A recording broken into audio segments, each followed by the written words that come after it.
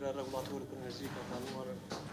Pas dështimit 2 herradhazi të tenderit për përzgjedhjen e furnizuesit të mundësisë së fundit, zyra e rregullatorit të energjisë ka caktuar Kekun për ta kryer këtë shërbim në 3 vjetët e ardhshëm.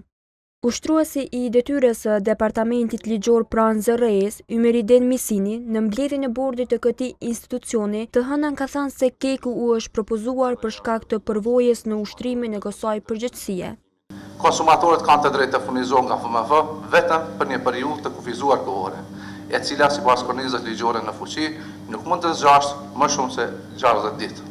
Brenda kësaj periudhe, konsumatori ka obligim të zgjedhë një furnizues. Është hapur procedura e tenderimit për zgjedhjen e furnizuesit të mundësisë së fundit, e cila ka dështuar për mungesë të ofertave.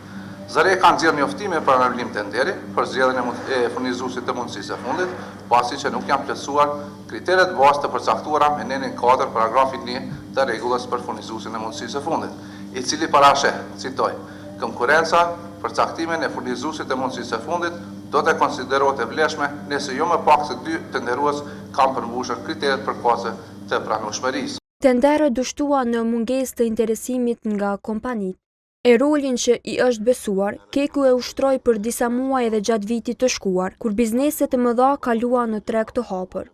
Në mbledhje, bordi ka shqyrtuar edhe kërkesën për përcaktimin e të hyrave dhe tarifave për operatorin e nominuar të energjisë elektrike, ku është vendosur që lista e tarifave për vitin 2026 të jetë e njëjtë me periudhën paraprake.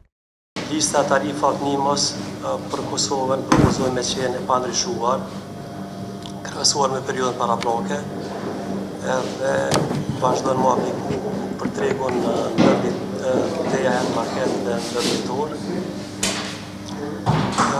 Tarifat e Alpexit duhet sqaruar se aplikohen vetëm për shërbimet ndaj anëtarëve të bursës, përfshirë tarifat vjetore, tarifat administrative, tarifat variabël tregtimit dhe klerimit.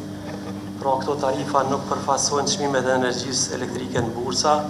Sipas udhëheqësit të Departamentit të Tarifave në ZRE, Muharrem Gashi, tarifat e Alpexit nuk përfaqësojnë çmimin e energjisë elektrike në bursa. Që të marrë pjesë në këtë proces ose të